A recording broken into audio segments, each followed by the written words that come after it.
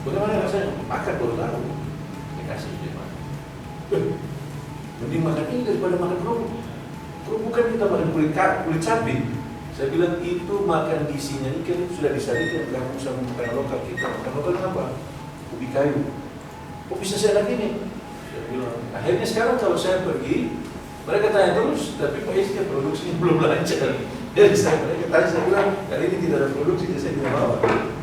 Jadi rupanya mereka jatuh cinta dengan rasa-rasa seperti itu. Kesimpulannya, ternyata rasa itu juga bisa mengikat orang punya keinginan untuk selalu mendapatkan.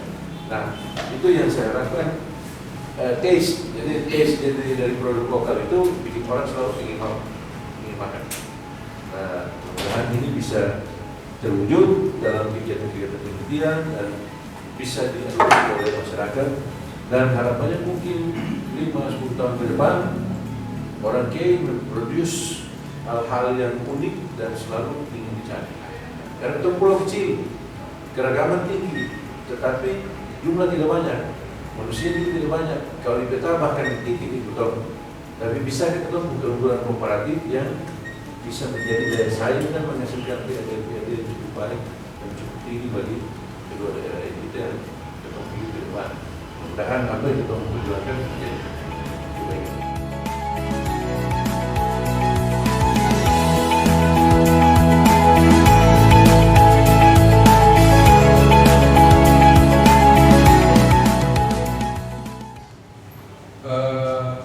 Peringkat upaya dinas terkait pada tingkat provinsi, dan itu sudah berjalan. Tujuannya apa? Tujuannya adalah kita memetakan potensi daerah. Sekali lagi kita memetakan potensi daerah dan kira-kira apa yang bisa dirisetkan berdasarkan potensi yang ada. Potensi daerah ini maksudnya adalah di 11 kabupaten kota di Provinsi Maluku. Kebetulan kami di luar, maka kami melihat potensi Kepulauan K. Kalau di Ambon, Kota Ambon, mereka lihat potensi di Ambon. Jadi kita melihat masing-masing potensi di lokasi, masing-masing keberadaan perguruan tinggi.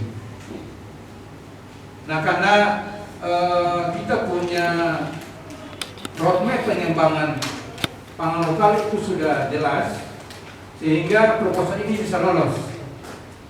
Bapak Ibu sekalian, roadmap pengembangan pangan lokal kita fokus pada bagaimana pengembangan embal tapi berbasis hasil laut. Di satu sisi ada potensi laut yang kurang dimanfaatkan ternyata. Setelah kami evaluasi, kami survei, ternyata kurang dimanfaatkan dalam rangka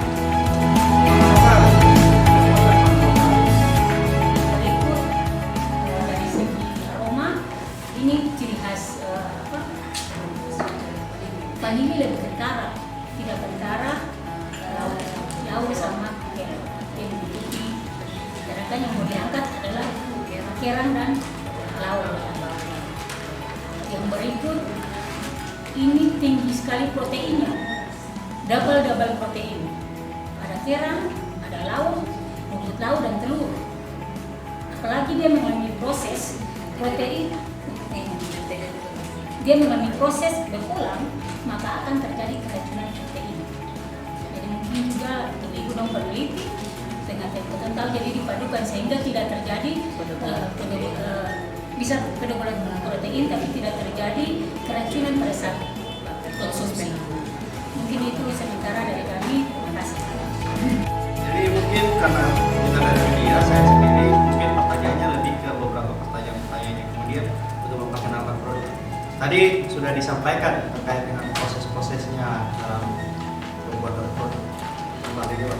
Tapi mungkin yang ingin saya tanyakan pertama, tadi untuk satu produk embal yang masih utuh embal lenunnya itu kira-kira dalam satu lenun itu dalam memproduksi ini berapa banyak yang diproduksi Pak kemampuannya. Terus yang kedua terkait dengan ketahanannya, artinya berapa lama nih Pak produknya bisa bertahan. Lalu yang ketiga terkait dengan dalam satu produk ini itu isiannya berapa, dengan estimasi harga yang ditetapkan itu standarnya berapa Pak? Apakah ditetapkan oleh dari tim peneliti sendiri dengan harga yang sudah ditetapkan, ataukah apakah nanti akan dikembalikan ke UMKM untuk menentukan harga? Artinya ada harga standarnya sendiri gimana Pak? Dan yang terakhir untuk pertanyaan saya mungkin untuk saat ini berapa banyak yang sudah diproduksi oleh dari Polikan sendiri, dan kira-kira pasarannya untuk saat ini untuk produksi produk kembali ini hingga saat ini sudah sampai ke mana Pak? Mungkin itu Pak pertanyaan saya.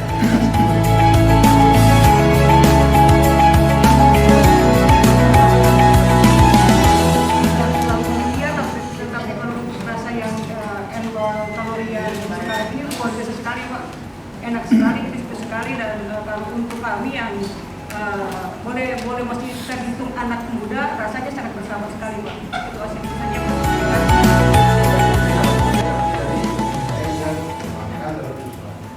Tapi karena kami menggunakan alat yang memang kalau mau dibilang skalanya skala industri, alat press empal itu kami menggunakan bahan yang memang stainless, kemudian besi-besi itu juga besi yang memang standar tersebut. Kemudian untuk rumah pengering yang menggunakan tungku itu juga menggunakan tungku yang memang besinya besi baja. Jadi dari sisi harga modalnya itu besar. Jadi kalau saya melengkapi yang berbeda itu perkiranya sekitar 25 sampai 30 ribu per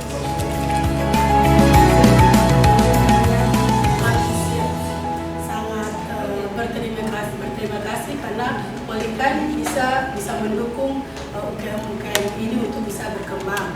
Dengan demikian maka apa yang nanti diproduksi nanti oleh yang telah dilakukan oleh tim riset itu yang nanti akan diambil oleh UMKM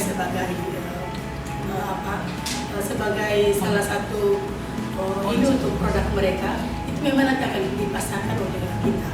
Kami di kami ini nanti ada di depan memang yang seperti tadi Pak sampaikan bahwa nanti akan dijual di depan itu di depan di kota itu. Kebetulan kita di sana ada di Kranasda. Di Kranasda ini semua lokal itu pangan lokal, apapun juga yang berasal dari lokal maupun negara itu akan dipasarkan di Kranasda. Dan kebetulan saya dipercayakan oleh pemerintah Maluku Tenggara untuk menjadi ketua Dekranasda Kabupaten Maluku Tenggara. Jadi demikian apa yang nanti dibawa oleh UMKM yang telah mendapat ilmu dari sini dari tim riset akan memang nanti kami. Selain Dekranasda juga kami berkolaborasi dengan Ketahanan Pangan, Dinas Ketahanan Pangan. Kita ada punya gerai Ketahanan Pangan nanti di di Pasar Langgur. Mungkin nanti di sini juga saya mohon dari tempat ini agar tim riset juga bisa berkolaborasi dengan kita juga agar produk-produk unggulan yang ada dalam di daerah kita ini bisa diangkat dan dipromosikan.